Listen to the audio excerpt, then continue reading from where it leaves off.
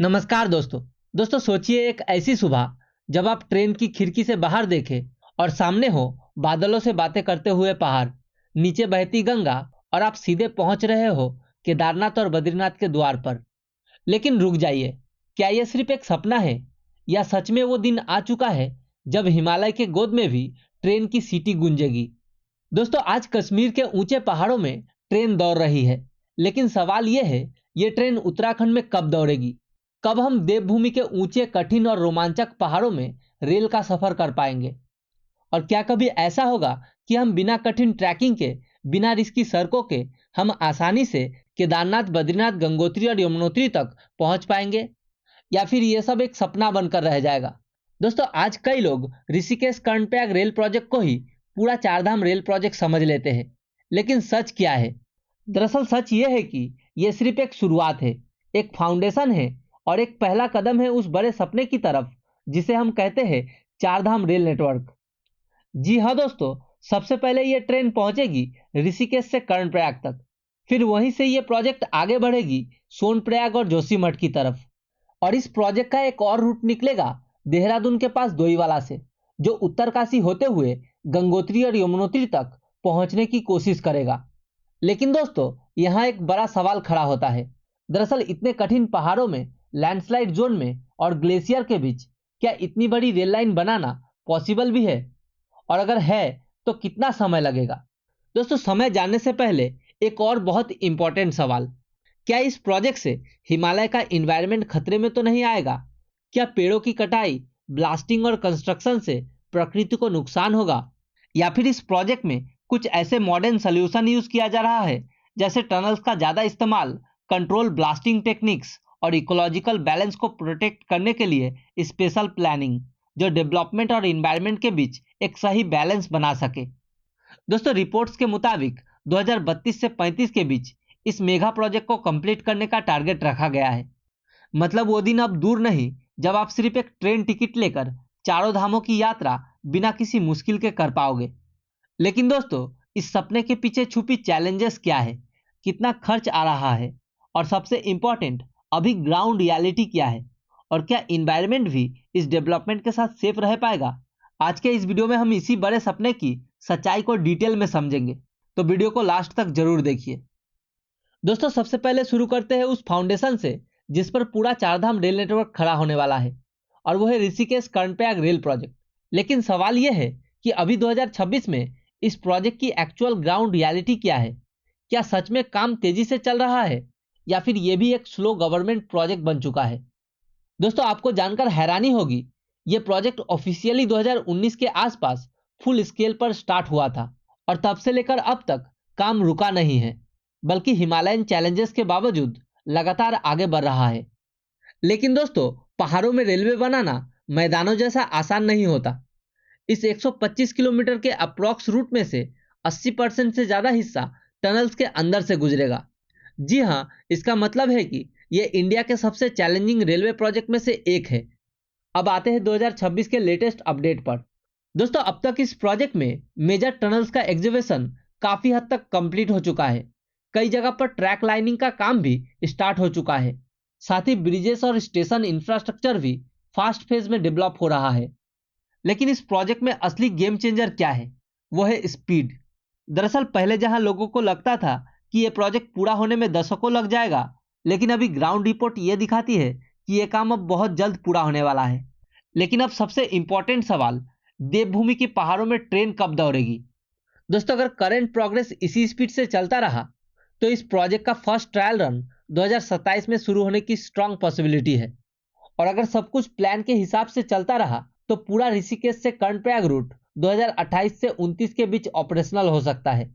लेकिन इस प्रोजेक्ट के लिए क्या सिर्फ टाइमलाइन ही इंपॉर्टेंट है, या फिर इस प्रोजेक्ट के पीछे चल रही इंजीनियरिंग इंडिया के इंफ्रास्ट्रक्चर फ्यूचर को और डिफाइन करने वाली है? दोस्तों, इस प्रोजेक्ट में यूज हो रही technology, advance tunnelling machines, seismic safety designs और लैंडस्लाइड रेजिस्टेंस स्ट्रक्चर, ये सब इस बात का सिग्नल देती है कि इंडिया अब नेक्स्ट लेवल माउंटेन इंफ्रास्ट्रक्चर की तरफ बढ़ रहा है। एक और इंटरेस्टिंग बात, इस रेलवे लाइन के कंप्लीट होने के बाद ऋषिकेश से कर्णप्रयाग का सफर, जो अभी सड़क से 6 से 7 घंटे लेता है, वो सिर्फ 2 से 3 घंटे में कंप्लीट हो सकता है। सोचिए कितना बड़ा ट्रांसफॉर्मेशन होने जा रहा है। लेकिन दोस्तों, क्या सिर्फ कर्णप्रयाग तक पहुंच जाना ही फाइनल गोल है, या असली कहानी उसके बाद शुरू होती है, जब ये रेल लाइन आगे बढ़ेगी केदारनाथ और बद्रीनाथ की तरफ? और सबसे बड़ा सवाल, क्या यह सपना प्रैक्टिकल है या अभी भी काफी दूर है? चलिए जानते हैं। तो दोस्तों, अब बात करते हैं उस विजन की जो सिर्फ कर्णप्रयाग तक सीमित नहीं है। दरअसल असली कहानी तो कर्णप्रयाग के बाद शुरू होती है। सोचिए, एक तरफ से रेल लाइन बढ़ेगी केदारनाथ की तरफ और दूसरी तरफ बद्रीनाथ की ऊंचाइयों तक। लेकिन कैसे? चलिए इसे सिंपल तरीके से समझते हैं। दोस्तों, कर्णप्रयाग के बाद जो नेक्स्ट मेजर एक्सटेंशन प्लान है वो है सोनप्रयाग तक रेलवे पहुंचाना। लेकिन केदारनाथ तो पहाड़ों के ऊपर है, तो ट्रेन वहां तक कैसे जाएगी? यहीं पर आता है स्मार्ट प्लानिंग का रोल। दरअसल रेलवे डायरेक्टली केदारनाथ मंदिर तक नहीं जाएगी, बल्कि सोनप्रयाग तक पहुंचकर रुकेगी, जहां से केदारनाथ सिर्फ कुछ डिस्टेंस पर रह जाता है। दरअसल आज भी मैक्सिमम यात्री यहीं तक गाड़ी से आता है और आगे ट्रैकिंग या हेलीकॉप्टर का यूज करते हैं। लेकिन दोस्तों, यहां से एक और मेगा प्रोजेक्ट की शुरुआत हो चुकी है, और वो है रोपवे प्रोजेक्ट। मतलब फ्यूचर में आप ट्रेन से सोनप्रयाग तक पहुंचेंगे और फिर वहां से आगे इस रोपवे के माध्यम से केदारनाथ मंदिर के करीब पहुंच जाएंगे। मतलब बूढ़े बच्चे और बीमार यात्रियों के लिए ये एक वरदान से कम नहीं है। दोस्तों, अब बात करते हैं दूसरी रूट की। यहाँ कर्णप्रयाग से रेल लाइन आगे बढ़ेगी जोशीमठ तक। लेकिन ये रूट इतना इंपॉर्टेंट क्यों है? क्योंकि जोशीमठ बद्रीनाथ का गेटवे माना जाता है। यहाँ तक रेलवे आने का मतलब बद्रीनाथ का सफर बहुत आसान हो जाएगा। लेकिन दोस्तों, यहाँ एक प्रॉब्लम है। दरअसल ये पूरा एरिया लैंडस्लाइड प्रोन है और जोशीमठ खुद सब्सिडेंस इशू के लिए न्यूज में रह चुका है। इसीलिए यहाँ रेलवे बनाना सिर्फ कंस्ट्रक्शन नहीं, एक इंजीनियरिंग टेस्ट है। और यही कारण है कि इस प्रोजेक्ट को अभी फिलहाल जोशीमठ से एक स्टेशन पहले साइकोट तक ही बनाने का प्लान है। दोस्तों, अब बात करते हैं तीसरे और सबसे एम्बिशियस रूट पर। क्या सच में गंगोत्री और यमुनोत्री तक भी ट्रेन पहुंच सकती है? दरअसल प्लान के मुताबिक देहरादून के पास डोईवाला से एक नया रेल कॉरिडोर निकलेगा जो उत्तरकाशी तक जाएगा, और वहां से आगे गंगोत्री और यमुनोत्री को कनेक्ट करने की प्लानिंग है। लेकिन दोस्तों, ये पूरा रीजन एक्सट्रीमली सेंसिटिव है। ग्लेशियर्स, नैरो वैलीज और सेस्मिक जोन से भरा हुआ। इसीलिए ये रूट सबसे कॉम्प्लेक्स और लॉन्ग टर्म फेज माना जा रहा है। मतलब ये तुरंत नहीं, बल्कि स्टेप बाय स्टेप डेवलप होगा। लेकिन दोस्तों, जितना बड़ा ये प्रोजेक्ट है, उतनी ही बड़ी कंसर्न क्लाइमेट और इकोलॉजी को लेकर भी है। क्या हिमालय इस प्रेशर को झेल पाएगा? ये कंसर्न बिल्कुल वैलिड है, क्योंकि टनल्स बनाने के लिए ब्लास्टिंग होती है, फॉरेस्ट लैंड का यूज होता है और लैंडस्लाइड रिस्क बढ़ सकता है। लेकिन क्या सिर्फ नेगेटिव साइड ही है? नहीं। एक्सपर्ट के अकॉर्डिंग अगर सही प्लानिंग फॉलो की गई तो ज्यादातर रूट टनल्स के थ्रू बनाया जा रहा है। मतलब सरफेस डिस्टरबेंस कम होगा। उसके बाद कंट्रोल ब्लास्टिंग टेक्निक्स का यूज हो रही है। फिर स्लॉप स्टेबलाइजेशन और अफोरेस्टेशन प्लान भी इंक्लूड किया गया है। और एक इंटरेस्टिंग एंगल ये भी है, आज लाखों लोग रोड से चारधाम यात्रा करते हैं, जिससे ट्रैफिक, पॉल्यूशन और एक्सीडेंट बढ़ते हैं। वहीं कल जब रेलवे आएगी, फ्यूल कंजम्पशन कम होगा, कार्बन इमिशन रिड्यूस हो सकता है और यात्रा ज्यादा ऑर्गेनाइज्ड और सेफ होगी। तो दोस्तों, ये प्रोजेक्ट सिर्फ एक रेलवे लाइन नहीं है।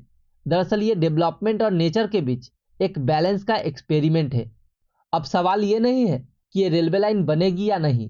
सवाल ये है, क्या हम इसे इतनी रिस्पॉन्सिबली बना पाएंगे कि हिमालय भी सेफ रहे और डेवलपमेंट भी आगे बढ़े?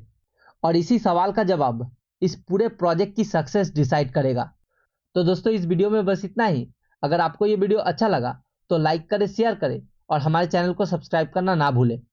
मैं पिछले 4 वर्षों से यहाँ पे काम कर रहा हूँ। सरकार की तरफ से यहाँ पे बहुत ज़्यादा सपोर्ट मिलती है। समय समय पे जो वेतन बढ़ता है, वो बढ़ा हुआ वेतन हमें हर साल, हर 6 महीने में बढ़ा हुआ मिलता है। मैं धन्यवाद करना चाहूँगा अभी अपनी वर्तमान जो सरकार है, स्टेट की भी और सेंटर की भी।